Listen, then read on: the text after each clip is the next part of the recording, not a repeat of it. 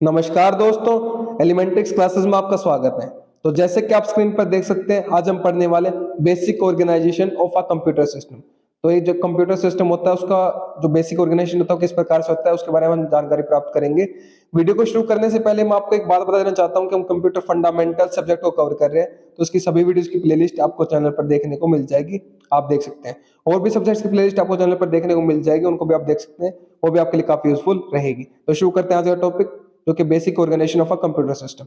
ये फिगर है हमारा बेसिक ऑर्गेनाइजेशन का। यहाँ पर आप देख सकते हैं हमारे पास क्या है, इनपुट यूनिट है, ये क्या प्रोग्राम एंड डेटा, ये आउटपुट यूनिट है जहाँ पे हमें इंफॉर्मेशन या रिजल्ट मिलेंगे, और बीच में क्या है हमारी central processing unit.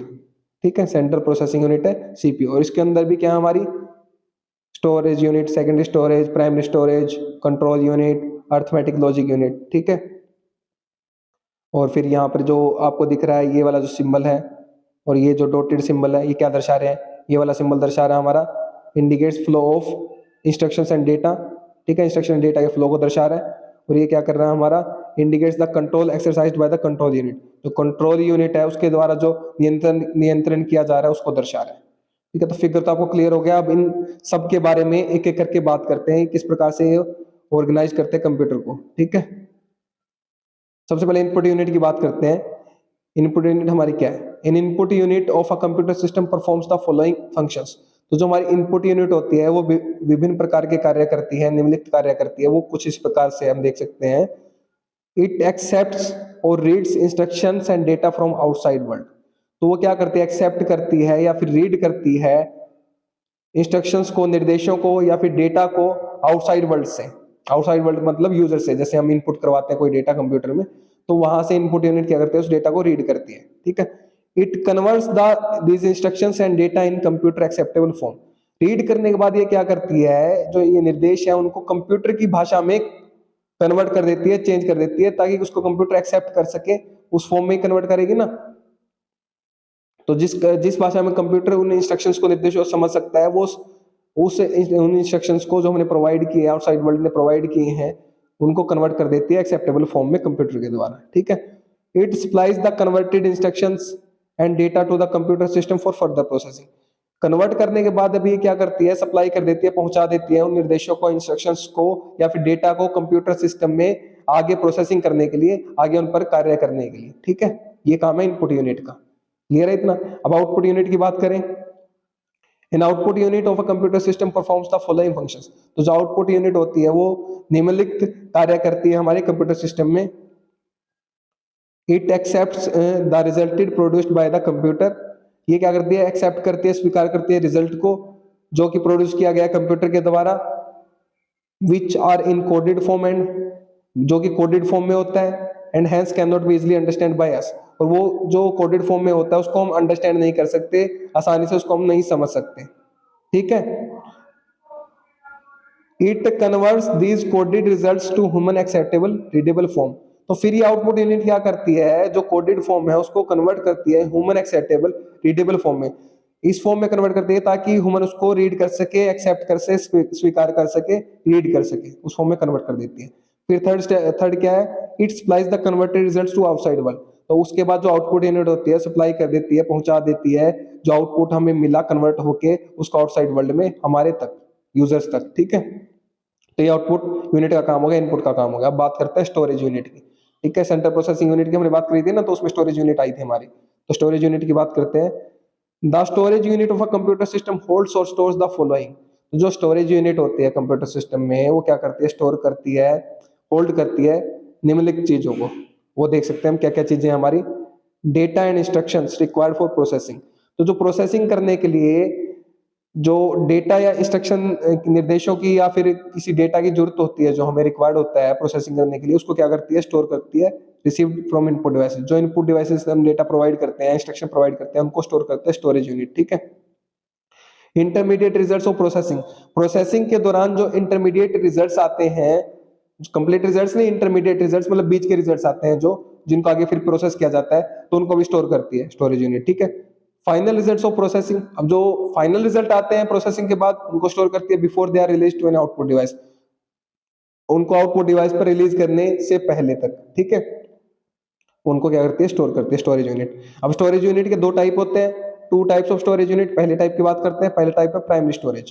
Primary storage क्या होती है, used to hold running program instructions. तो जो रनिंग प्रोग्राम के दौरान जो इंस्ट्रक्शन निर्देश हैं उनको होल्ड करने के लिए, उनको स्टोर करने के लिए प्राइमरी स्टोरेज का यूज होता है। Used to hold data, data को होल्ड करने के लिए। इंटरमीडिएट रिजल्ट्स, मैंने आपको बताया, इंटरमीडिएट रिजल्ट्स को होल्ड करने के लिए, स्टोर करने के लिए। And results of ongoing process of jobs, और जो भी कार्य हमने करने के लिए दिया है, जो भी प्रोसेसिंग हो रही है उसमें जो ऑनगोइंग रिजल्ट्स जो चल रहे हैं, रिजल्ट्स आ रहे हैं साथ साथ, उनको भी स्टोर करती है primary storage. Primary storage fast in operation, तो ऑपरेशन में वो क्या होती है, फास्ट होती है, कार्य करने में फास्ट होती है, ठीक है। स्मॉल कैपेसिटी, तो उसकी जो कैपेसिटी होती है स्टोरेज की वो कम होती है, स्मॉल, ठीक है। एक्सपेंसिव, लेकिन ये क्या होती है, महंगी होती है, एक्सपेंसिव होती है। क्लियर है इतना। वोलेटाइल होती है, वोलेटाइल का क्या मतलब है, loses data on power dissipation. जैसे ही हम पावर को बंद कर देते हैं तो वो क्या कर देती है, जो डेटा उसमें स्टोर हुआ था वो लूज हो जाता है, खत्म हो जाता है। तो ये क्या है, वोलेटाइल मेमोरी होती है हमारी प्राइमरी स्टोरेज। ये क्लियर है। तो सेकंड स्टोरेज की बात करते हैं हम, सेकंड टाइप की स्टोरेज के। तो सेकंड स्टोरेज क्या करती है हमारी, use to hold stored program instructions.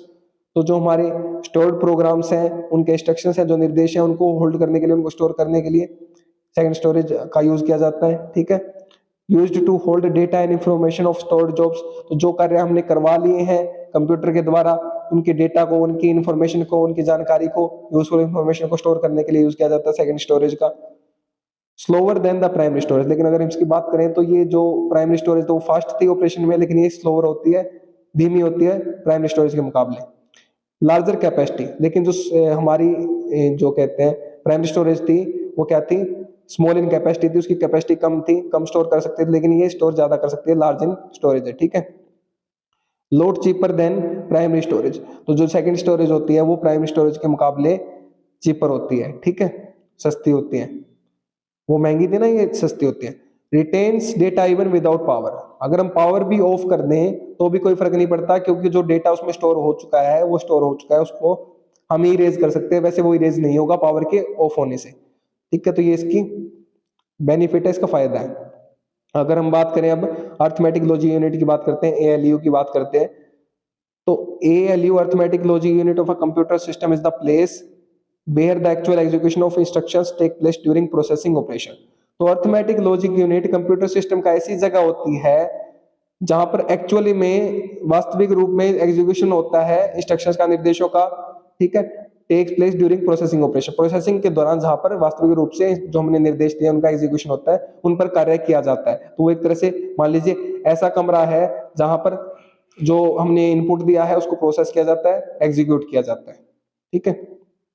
Control unit की अगर हम बात करें, control unit of a computer system manages and coordinates the operation of all other components of the computer system. तो जो हमारी कंट्रोल यूनिट होती है कंप्यूटर सिस्टम में, वो मैनेज करती है, कोऑर्डिनेट करती है ऑपरेशंस को, जितने भी अदर कंपोनेंट्स है कंप्यूटर सिस्टम में, ठीक है। तो उनको क्या करती है, वो कंट्रोल करती है, काबू करती है। तो अब हम बात कर लेते हैं सेंट्रल प्रोसेसिंग यूनिट की। तो सेंट्रल प्रोसेसिंग यूनिट हमारी क्या है, arithmetic logic unit ALU and control unit, दोनों को मिलाकर, CU को मिलाकर हमारी सेंट्रल प्रोसेसिंग यूनिट बनती है। तो सेंट्रल प्रोसेसिंग यूनिट क्या है, it is the brain of a computer system, यह कंप्यूटर का दिमाग है। It is responsible for controlling the operations of all other units of a computer system. तो जो कंप्यूटर सिस्टम में जितनी भी यूनिट्स बाकी बच गई हैं, तो उन सभी यूनिट्स को कंट्रोल करने के लिए जो हमारे CPU है वो रिस्पॉन्सिबल होता है, ठीक है। सेंट्रल प्रोसेसिंग के द्वारा ही सारी की सारी जो हमारी कंट्रोलेशन होता है ऑपरेशंस का वो किया जाता है, चाहे वो अर्थमेटिक लॉजिक यूनिट का ऑपरेशन हो या फिर कंट्रोल यूनिट का ऑपरेशन हो, दोनों को मिलकर ही हमारा सेंट्रल प्रोसेसिंग यूनिट बना हुआ है। तो ये सभी के सभी जो कार्य है उनके लिए रिस्पॉन्सिबल है सेंट्रल प्रोसेसिंग यूनिट, इसलिए इसको ब्रेन ऑफ द कंप्यूटर बोला गया है। यहाँ पर अब एक बार हम सिस्टम कंसेप्ट को भी देख लेते हैं। सिस्टम कंसेप्ट हमारा क्या होता है, the system concept, a system has the following three characteristics. तो सिस्टम की तीन विशेषताएं होती है, कैरेक्टरिस्टिक्स होती हैं। A system has more than one element, तो सिस्टम के पास एक से ज्यादा एलिमेंट होते हैं। All elements of a system are logically related, तो सभी के सभी एलिमेंट्स होते हैं जो सिस्टम के, वो तार्किक रूप से एक दूसरे से रिलेटेड होते हैं। All elements of a system are controlled in a manner to achieve the system goal, तो सभी के सभी जो एलिमेंट्स होते हैं एक सिस्टम के, कंप्यूटर सिस्टम के, वो क्या होता है, कंट्रोल होते हैं एक मैनर में, एक तरीके से, एक उद्देश्य को प्राप्त करने के लिए, ठीक है। A computer is a system as it comprises of integrated components, input unit, output unit, storage unit, CPU, that work together to perform the steps called for in executing program. तो कंप्यूटर क्या एक system है जो comprise करता है integrated components को, जिसके अंदर इंटीग्रेटेड कंपोनेंट्स होते हैं जो एक दूसरे के साथ मिलकर काम करते हैं, जैसे कि input unit, output unit, storage unit, central processing unit, that work together to perform the steps called for in executing program. किसी प्रोग्राम को एग्जीक्यूट करने के लिए जो स्टेप्स की जरूरत होती है वो ये सब मिलकर परफॉर्म करते हैं। ठीक है, तो ये हमारा क्या था, basic organization of a computer system था। उम्मीद करता हूं कि आपको समझ में आ गया होगा। तो पढ़िए और पढ़ाइए, अपने दोस्तों शेयर कीजिए वीडियो को ताकि उनकी भी हेल्प हो सके। अगर आप शेयर करें तो आप उनको पढ़ा रहे हैं, मैं नहीं पढ़ा रहा, आप उनकी हेल्प करें, मैं नहीं कर रहा। अगर आप चैनल पर नए हैं तो चैनल को सब्सक्राइब कर दीजिए, वीडियो को लाइक कर दीजिए, एक अच्छा सा प्यारा सा कमेंट कर दीजिए अगर आपको वीडियो अच्छी लगे तो। और हाँ, अगर आपको इसके नोट्स चाहिए तो वीडियो के नीचे डिस्क्रिप्शन में आपको नोट्स के लिए लिंक मिल जाएगा, वहां से आप नोट्स को एक्सेस कर सकते हैं। मेरे साथ वीडियो में अंत तक बने रहने के लिए धन्यवाद। Thank you so much again.